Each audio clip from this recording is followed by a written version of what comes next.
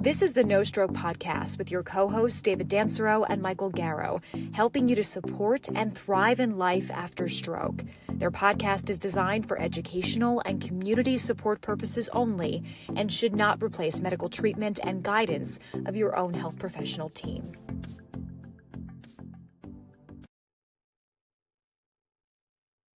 Welcome to episode 90 of the No Stroke Podcast. My name's Dave Dansereau. I'm here with my co-host, Mike Garrow, and also the guest of episode 90. So welcome, Mike. Nice to be here. Yeah, the other side of the mic, technically. We've had kind of a little change to the format for this episode compared to we kind of did a prep for the International Stroke Conference on our last episode. We'll talk about after we've done some kind of switching up to the next guests that are coming in, but I thought this would be a great time to have you back in. I'll just take a moment to explain why. Number one is about this time last year, I think it was episode 78. It was around March. February, March, ISC. You were there. I did my magic wand, and then we did two follow-up sessions. One while you were there live, and then one where you did a wrap-up when you came back. So we're going to do another wrap-up a year later because you also went to ISC 2026. And I'm also going to ask you this time, as after you give the wrap-up, maybe to dive deeper where you see your magic wand. Because in all these episodes, if folks have been listening for all these years, we always ask our guests that key magic wand question. And I think that it is also helpful too. This is dual purpose because, as many folks know, I am writing a book about closure after stroke, and you're a big part of, as I've kind of pitched a little bit, I put this in three periods, sort of early phases, recovery, rehab for myself, getting to know my family, but the folks who impacted me along the way, survivors, those innovators, many of them have been and will be additional guests on our show. But you're a big part of it, Mike. And not that you come in the third period, but I say like you come in the third period, actually overtime. And we've had some big hockey wins in overtime going back to the men's and women's Olympics. So I hope that kind of sets the stage, but, take over from here. I want to, you can, when you get to know a podcast, oftentimes you go back to that very first session. But before we do that, I kind of, I want to ask you a question and getting to know you a little bit better, or our guests getting to know. I think at this point, I know you pretty well, although I've joked many times, now is the time for you to take the test. This is your magic wand answer. So in all the guests that I have, or all the folks that I'm featuring in the book, I always ask, music was a big part of my recovery. So I always ask, like, what music that you connected to maybe during your days playing college and pro basketball, or maybe it started before you, but what moves Mike Garrow? All right. In prep of this, I thought you were asking what song kind of goes back to more the caregiver role and, things that my mom and I went through. Well, that can be part of it, Mike, for sure. Yeah. Yeah. In sport, I guess to answer that first, I was never really like a pump up guy. I tried my best because like when the music was blaring, you could work yourself up almost too much, so I really tried to like keep a bit of a mellowness to me, which I only got like once I turned pro and I was in Ireland. I kind of realized that as I got older, like, you don't need to be hyped as much here, Okay. right? It's like, it's more of the mental battle, going into these games. So I actually started to like do some breath work and like just meditate, stuff like that before games. Okay.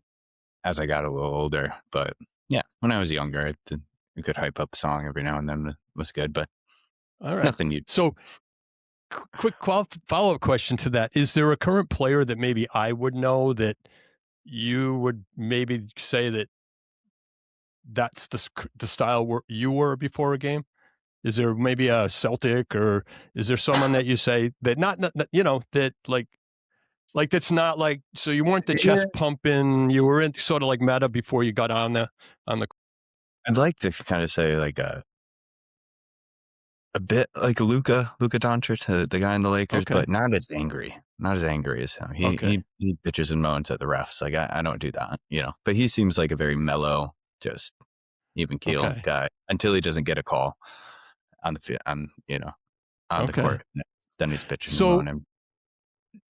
so you brought me back because, like, you know, you haven't been privy to kind of what I've been writing about, and I appreciate you doing this because I wanted to kind of blend organically when you do finally see Mm, the chapter and kind of how this all weaves together in this journey. But I did, you and I connected, and I tell the story about, how we did a lot of stuff remote and everything. But like, you kind of do your research on someone before you say, hey, if we're going to be working together. And I just remember an early basketball article and your coach back in your college, like that was a big spotlight piece, and like how hard you worked and how he knew you were going to go on to greater things. And so that kind of transition to kind of your motivation and like your work ethic and what you do now for stroke advocacy, and certainly for folks that don't know Mike's story. Tell us a little bit more about your connection, certainly with your mom mm. and your family today. Yeah, yeah. It's funny is kind of relate the effort and all the hours kind of put into basketball transitioning to this world. I think that really hit, in the pandemic, when we first connected, because I was in the advocacy world, and I did some research, for my thesis around digital technology kind of impacting the stroke care pathway. But it really wasn't until the pandemic when I didn't have the opportunity to put all that time and effort into my training and work that kind of opened my eyes to say, hey, we really need to do something here. So yeah, then when you and I connected, David, it was a great opportunity, like to I think early on, like we were thinking these, like a big grand scale of, right, how do we bring this, technology into the system? But that's so difficult. And you and I didn't have the tools Yep. and the capital or just the understanding of really the complexities of integrating some of this technology into a healthcare system. But I think our biggest impact was like what we do best, and that's bring people together. And we saw that, with the Next Step Forward program, which was kind of our first step into, supporting survivors, at least as a team. I know you were doing a lot of stuff independently before, but for us to, kind of through the time, when everyone in the world was kind of lost and grasping for, just support and, knowing that survivor community was really lost in, not having support groups and not being able to, go to their clinician visits and just to have so much concern, like us being able to formulate this really cool, like, multicultural, support group. And then what was interesting is like our ability, like we wove that into the clinical, support as well. Right. So it wasn't just a peer support group, wasn't just clinical, kind of brought that blend together. But I think that just showed us, right, like once we ran that for a couple weeks through the pandemic and had that as like an evergreen piece of content that we were able to use, it just, I think brought us to that next step of, all right, like there's other conversations that are needed, right? And being able to, start the podcast and continue the conversation, helped us fill the void that we needed, personally. And I think it was just, the almost the competitive nature of what I had on the basketball court. It was like, we want to get the best guests, right? And I think Yeah. looking back on this, like we are pretty damn lucky because I know you mentioned ISC, like ISC this year, Joseph Broderick, who, we had on the podcast from Ohio, he was on the main stage of ISC this year. And there were just like countless people that were on the main stage of ISC, or just names mentioned that we've had on the podcast, and obviously one for them to share their time. We're very grateful, but I think there was a competitive nature and like, a bit of a, if we're going to do this, yeah, we want to be pretty damn good. And I think we should be proud of what we've accomplished over 90 episodes now. Yeah, and that's so well said, going back to the next step forward, like you were crazy busy over in Ireland, and we were working on a 5-hour difference most of the time, and we were getting some of the best, like, I think that was one of the earliest times that, to your point, we were bringing clinician perspective, and we're bringing in the survivor perspective, across the pond. So showing that, like, the same problems exist over in the States that they do, in Mhm. other countries. And, and we're starting to see a little bit more of that flavor now at ISC. I hope you talk to that a little bit more later. But, like, to your point, yeah, just like we're 90 episodes here, where we have, like, at least 10 more that we know we want to do to kind of complete this picture in this educational content. But I think, like, there's not, I was thinking the other day, like, to your point, like, who else can we get on? Because, like, we have, and the more you talk to people, they will continue to say, have that person, have that person. But the folks that are trying and still to do the best work are are hopefully are maybe still listening to our show as after being convinced that they should take a chance with us. And it's, we always joke what we could do if we had a budget, and how much money we would need to actually build our initial, I say our MVP was actually enable us getting that next step forward program actually done, in between just our busy schedules and getting buy-in from folks. And just, there was another, kind of thing that I kind of made me smile when we first connected too, that I'd love to, I'm not going to ask you to share, but physically share, although we have this on YouTube. Your commitment for me resonated too, not even just, meeting you for the first time in person, but also when you got your tattoo. Can you talk a little bit about that? Yeah. Yeah. Quarter life crisis, maybe I'd call it, but no, it was, yeah, it was my mom's 30th anniversary of having a stroke, and I wanted to kind of, keep that core memory and know, that that's going to stick with me for life. And yeah, it's crazy just what that brought into my life as well. Right. Cause, I got a Mhm. tattoo of brain being woven back together. Um, we're now coming on my mom's 35th anniversary of having, her stroke. Not to age myself, because I will. But yeah, it just, it, the fact that, then that's how Megan and I, got connected through, after I posted the photo of the tattoo to Facebook, this blonde girl that I went to school with back at Eastern, who reached out and said, "Hey, what a coincidence. My mom had a stroke." Yeah. Didn't really think there were many people out there like us. Yeah. And yeah, kind of just say I, the rest, I the rest is history. I really think, things just are not coincidence. There's a reason, and there's a plan, and there's a why, and like that. Yeah. If you didn't take that action, I know you coined it maybe as a early crisis, but I think there's that resonated with you, and it showed your passion, and then it led to some great things, right? Yeah. Um, and you talk about aging, and I was a guest on a podcast the other night, and I joked that, and I'll say it here too, that, you know, I started this journey. I started this journey as a young stroke survivor, and Mhm. now, and I'm not doing it, but I could qualify for an AARP card. So it's been a long journey. And when I say you came in the third period, like, I was getting ready. I had done FDA, Yeah.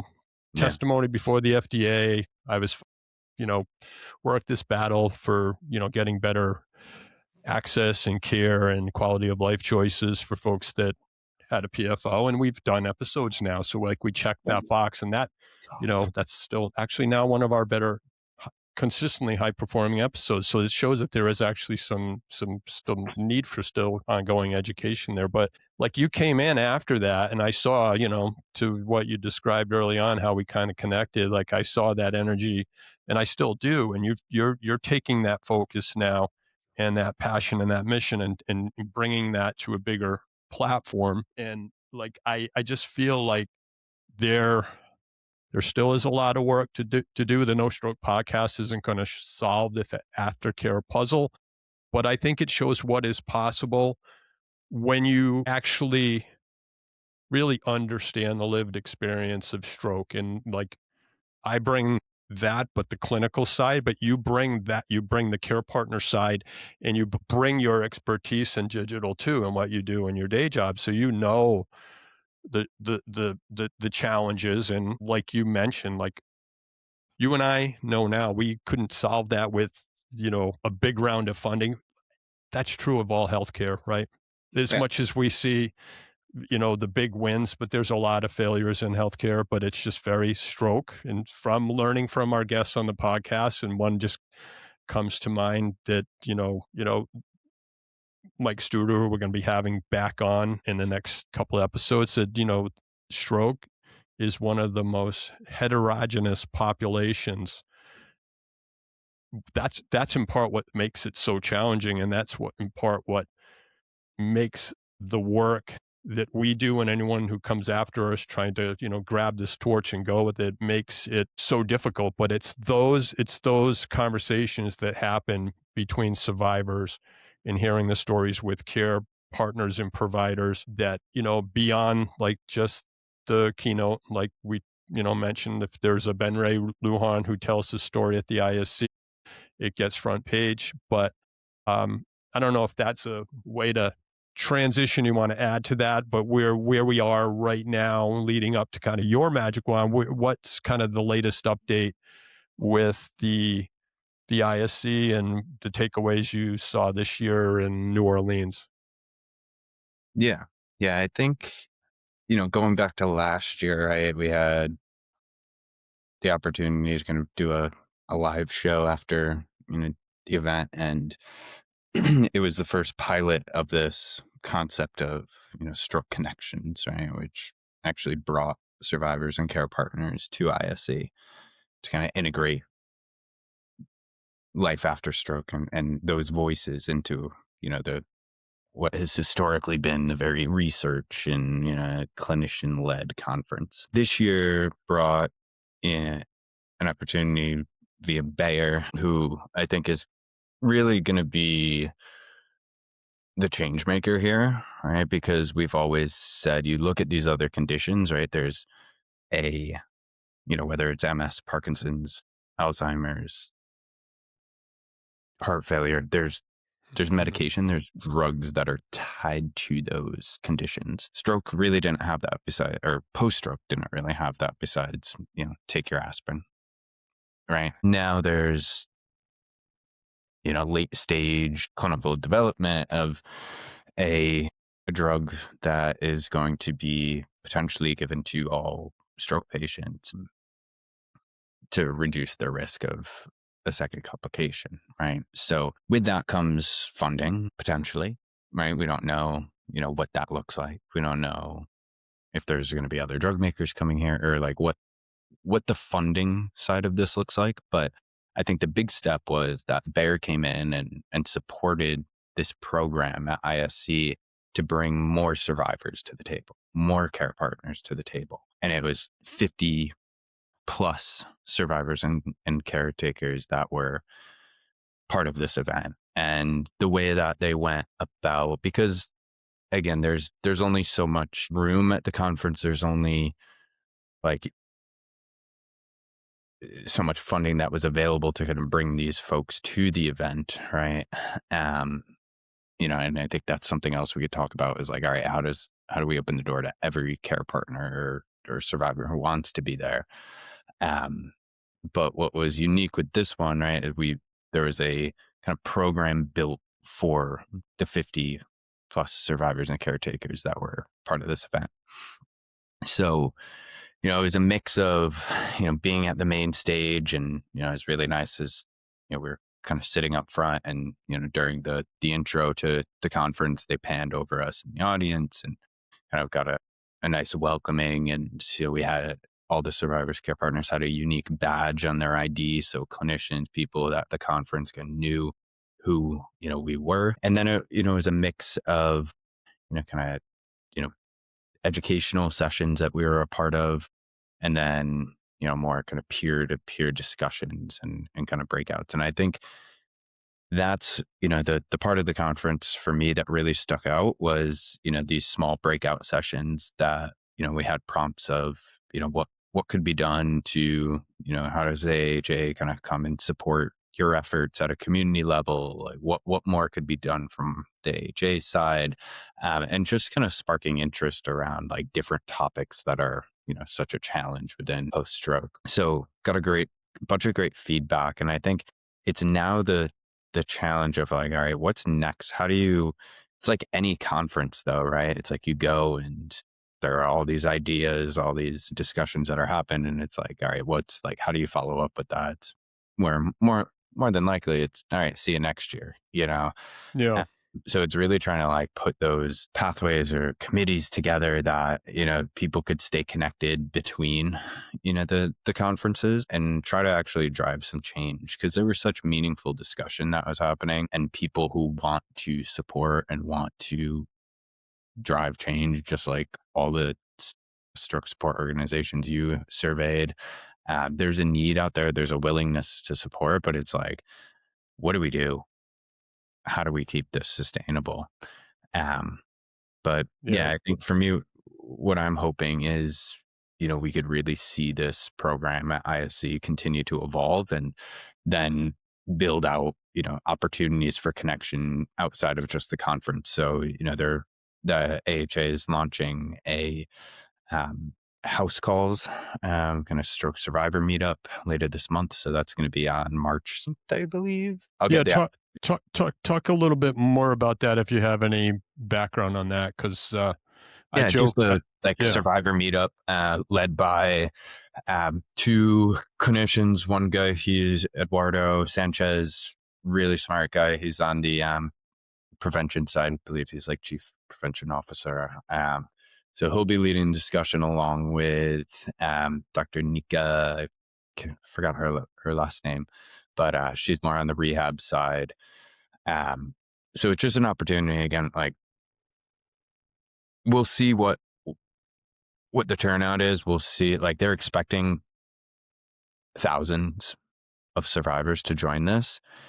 So for me, I'm just like, all right, is that gonna, like, what's that doing? Right? Is that going to create, like 1,000-person meetup is difficult to kind of get through. And, they'll, again, virtually, right? There'll be people who are off mute and there'll be, the kind of noise in the background. So it's just a first step of, I think the AH are really trying to get with the support of, Bayer, try to really find what's going to work to support, this aftercare space. Yeah, so a couple of points here, and thanks for clarifying that, because it's back there. The impetus for this is that there's some funding there that they can. I believe so. Yeah. I know the program at ISC, yes, was backed by Bayer. Yeah. I think that this is supported by Bayer as well, but I'm not certain. Yeah. Because you mentioned the energy that comes out of right after a conference, and it's getting the groups to kind of to do breakouts to like, I think you serve on a couple of different, maybe it was prevention or rehab, I'm not sure, because you're in your third year now. Are you in your third year term or second? I just finished my second. Yeah, I'm going into my third year. Yeah. So you're right. Like in an end conference, just not ISC. I've been there. That's like, yes, we all leave hyped, pumped, but then when, like, if this comes out of this is good, right? If this comes out of this, and there's going to be a virtual, group, but you've already pointed to potential, how you're going to do. Maybe what comes out of it is they designate breakout groups, and you end up having follow-up Zoom meetings that pertain to aphasia, whatever, stage that you are and what your need is, and that's a good thing. But I think, I remember, I think it was one of the episodes looking back over a year that you had mentioned too, there are limitations, right? People want that the ability to have that in the same room experience, like a select group of folks got to do with Bayer funding this last engagement at ISC in New Orleans. But I definitely urge them and to tap in, tap into the survivor groups who Yeah. they're already doing all this on their own, and be able to Yeah. compliment them. And you even brought it up on last year's wrap up that, you know, incentivize them because, if I can, in writing this book, if I can use a Google spreadsheet and a form to kind of get a sense of what these needs are. And I don't know if you had a chance to look at, it was heartbreaking to hear. I thought maybe I get 2 or 3 responses. I got all 24 people had something to say in these stroke support groups. Mhm. And something that you also brought up that they relayed is that a couple of them, like, if you're gonna designate me or award me as a health equity or whatever category they get recognized, back that with an incentive that I get to maybe Yeah.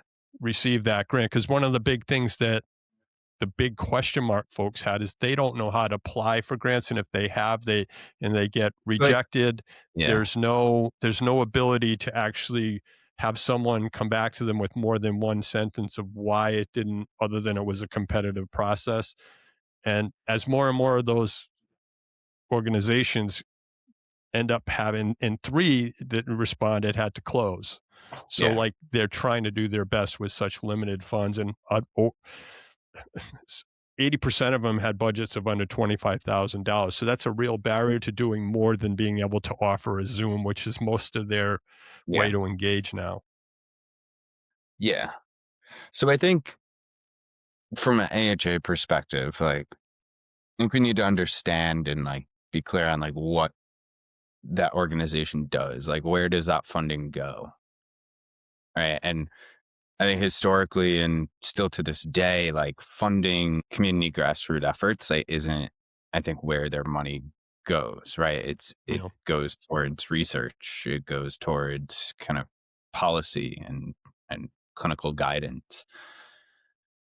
And that's where, again, I don't know like what grants specifically, these other support groups were looking at, but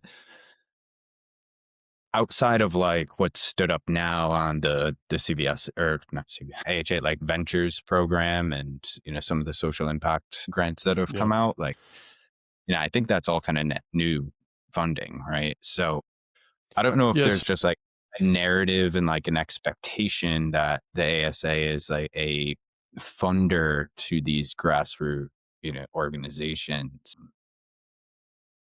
Maybe that's kind of the misconception. I don't know. Yeah.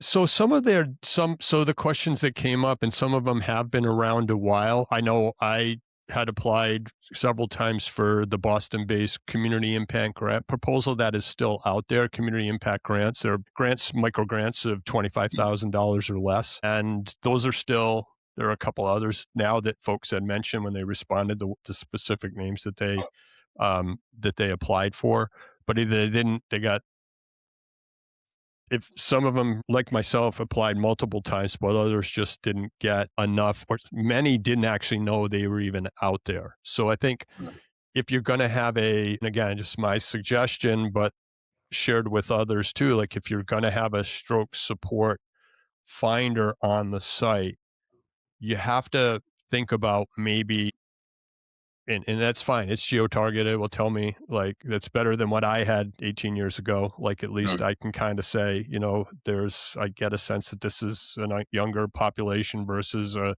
elderly population that attends. But when you sign up to be a provider or be listed on the stroke support organization website through the HA, you basically just get a digital packet that says, welcome, and it tells you basically, if you need to raise money, suggestion that you make $1 donation so you can offer coffee at a meeting. Like, that's the latest. That's the current, like, best practice that they're offering. Not, I'd love them to go to the next step and say, yes, we do have funds available to support their competitive grants, but here's how you do it: A, B, and C.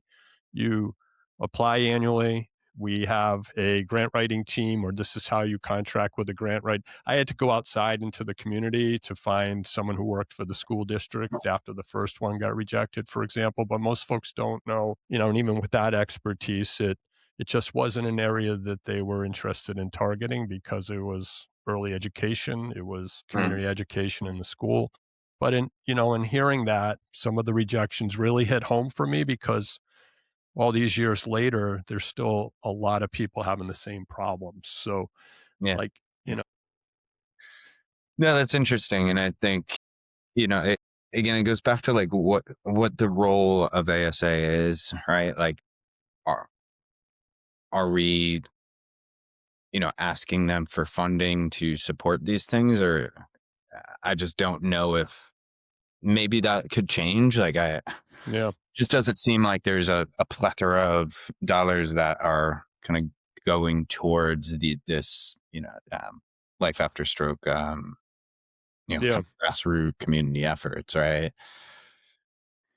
But I yeah, don't think yeah, it's there, like, honestly, and being within, kind of going to a few of these meetings, like even the funding and kind of the pathways of like where ASA fits within the broader AHA umbrella is like microscopic and yeah. compared. That's a big point too. Yeah, they don't I, get the big. I think there's opportunity there, and I think, there's, I'm hoping, when I'm about ready to be able to collect an AARP card myself, that, there'll be change there. But I hear you. I hear you. I think there's opportunity to at least like be more clear and direct, what expectations should and are for, Yeah. these folks signing up for Well, the stroke. yeah, no, that kind of, and it's a problem that needs solving, and I don't know if that leads us into like the actual magic wand question, because like we've heard the patterns around the answer to the magic wand, whether it's a professional provider or survivor, that there's this aftercare gap. And that's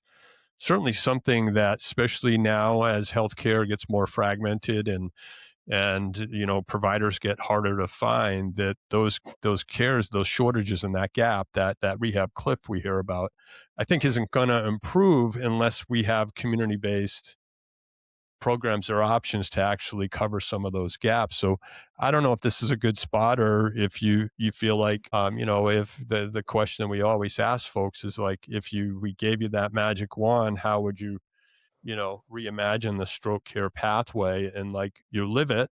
Um, Mm. do you feel, and you're in a position now where you kind of see behind the scenes about what is planned down the road? How would you answer that, Mike? Yeah. So I've had a little bit to think about this, and yeah, doing some research out there as well. I think that the thing that sticks out to me is we need a structured, like, support group model, right? And I think, looking at from the ASA's perspective, like, I think when they look at like these stroke support organizations, like they'll look at a hospital-led stroke support organization, right? Say Yale's stroke support organization, that's clinically led. They have, some survivors, and then there's like the support groups that are like, or not support groups, but stroke organizations that are like Stroke OT, which is more clinical led outside of the hospital system, right? And again, there's no framework for these support groups, right? And I think what's really interesting is like I was like, what models are out there that have been successful for stroke, like support groups? And what came to mind was like Alcoholics Anonymous, right? Right. And that buddy system that they do, that sponsor, right? So why don't we have a model where ASA provides a framework, right? For this is how a support group is run. We bring together the clinical with the peer-to-peer support, right? So it's kind of this multidisciplinary, led support group. Every support group has a framework. Every support group has, educational content that's provided by the ASA. And every new person who goes, like, there's a referral pathway from hospitals, into these support groups. And again, they're not siloed, they're together, but it's not the burden on, the stroke nurse navigator to kind of lead these and understand. It's kind of co-led, right?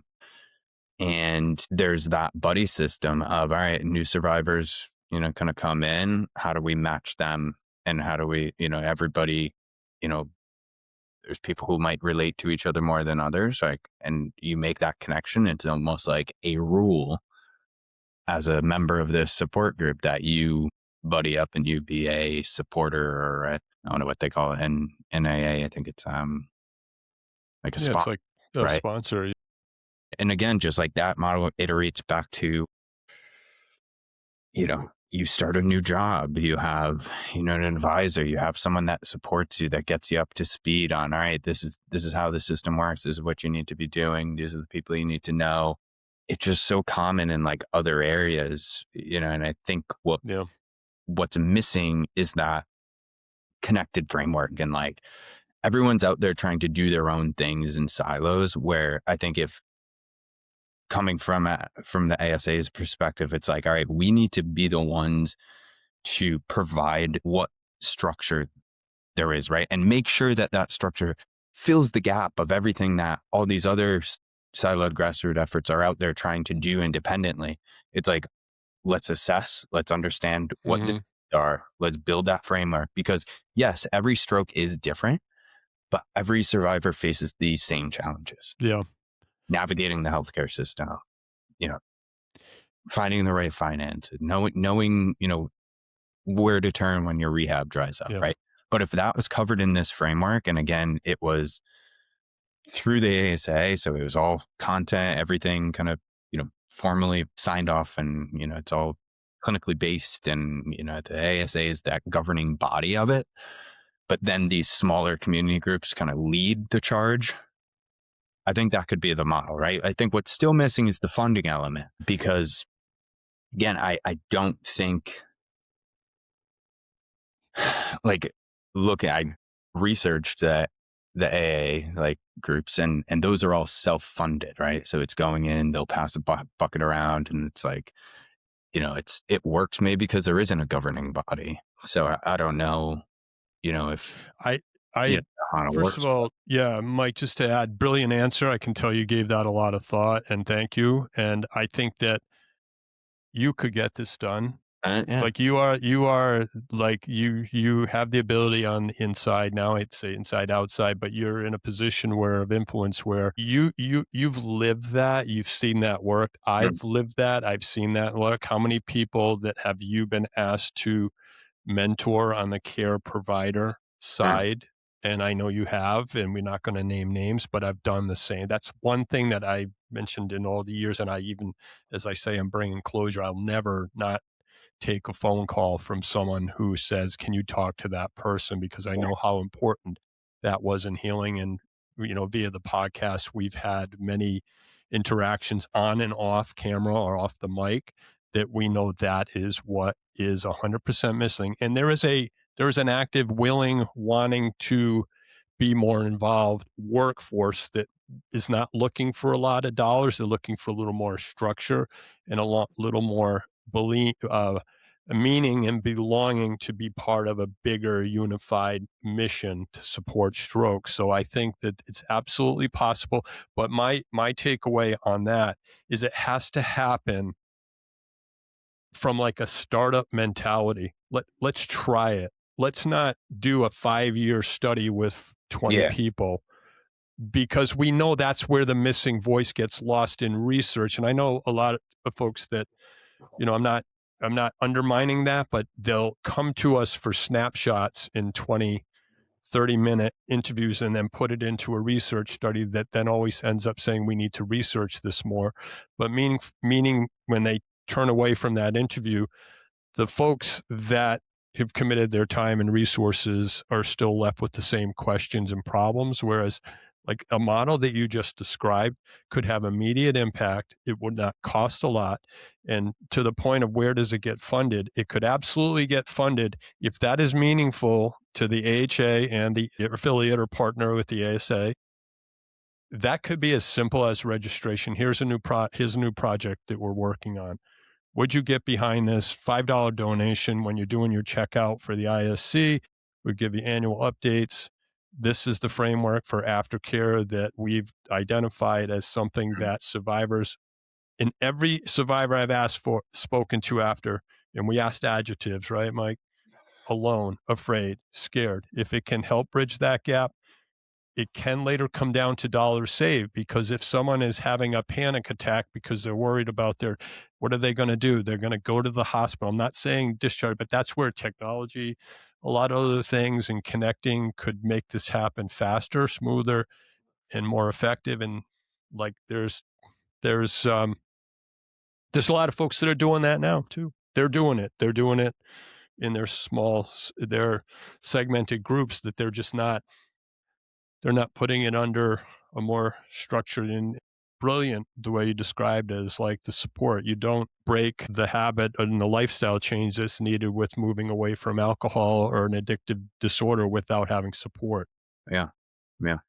Yeah. Support, that accountability. And I think it's like, again, it's a proven system, right? And it's, helped people kick, some of the hardest habits. But, I think there's a way, to translate that into this space, right? Yeah.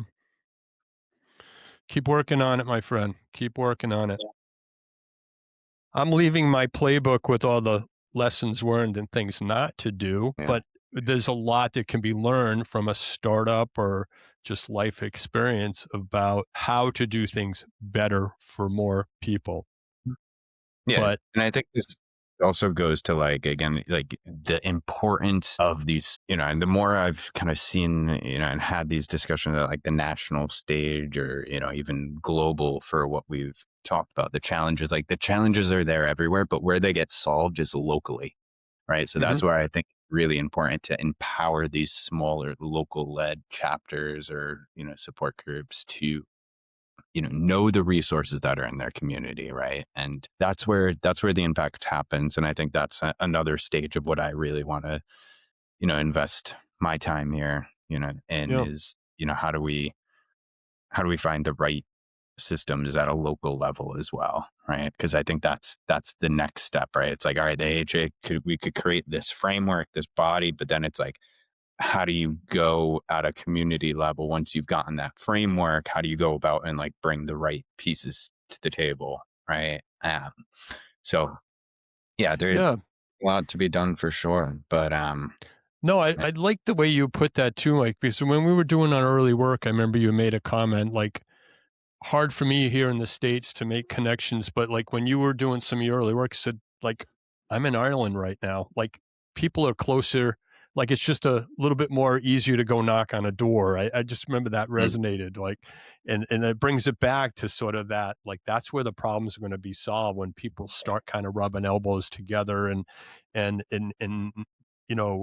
maybe it's lesser big meetings and maybe it's little breakouts, but I think we have to have those breakouts include all the grassroots efforts that are already happening too, and make them feel like, yes, we're solving this together. So that's brilliant. And if you're comfortable with this, we do have some episodes coming up where folks that this might resonate with them too. And, they'll probably hear this coming on, that this is kind of something you've been thinking about, and get their feedback. Cause I know at least two of them who we'll have coming up, that definitely resonated with them. So I think you're onto something. yeah, no, I'm excited to close out the year and hit 100. But yeah, there's that just stuck with me, through all these conversations. It's like, the aftercare space is tangled, and there's not one magic pill. There's not one solution that's going to happen. But I think there's opportunities to just create simplicity, and And you're not going to solve it with a cup of coffee, but you might have a nice start. And it's kind of like what you're seeing now on your side business, that you see that what is when you get people in a room, and they just get talking, Yeah. and like in that community wellness environment Sounds you're in good. with Drip, Yeah. and doing that, I think, see, like it's like these lessons, like you Yeah. connect the dots after you kind of live through a lot of the pain points and barriers. But I think that's a pain point well worth digging in on, Mike. So thank you for being open and honest and sharing. And I always give our guests, Mike, the last word. I'll Is there answer. anything we I'll missed? answer. Yeah, I'll answer your question at the beginning of the song, and again, we kind of tied it into basketball, so it was kind of a non-answer. But as I was getting ready for this, thinking about what songs kind of resonated towards not just my mom's journey, but like the space in general, right? It's "Let It Be" by the Beatles, and Okay. I think that song really just shows like there's chaos all around us. You need to let it be. Just Yeah. if you let it get to you, if you try to, you're just gonna drive yourself mad. Yeah. You know. Wanted to thank you for sharing. That's going to be in the book. And there's a reason I wore my Believe Believe. sweatshirt today. Believe, because when I was having some difficult times, you know, on my family side of things here. One of the reasons why I stepped back last year, I remember you and Meg sent something in the mail. It was a little magnet, just simple, believe. And it's themed all over the place. There's one back here, there's Yeah. one on my shirt. One of the reasons why I called my current balance course Believe in Balance is because, like you said, to your point, there's going to be a lot of chaos. You got to let it be. But I really appreciate you being open and honest, and taking the test, answering the magic wand today. It was brilliant. And we have more great episodes to come, but I couldn't think of a better way to kind of set the stage for 10 and maybe beyond, but at least to get us to 100. I think we have a full, great group of guests that are coming on, some new, some repeat. But I'm glad we made the time to make this happen. Thank That's you. great. You're a decent interviewer, David. Yeah. Thank you. Thanks. Yes.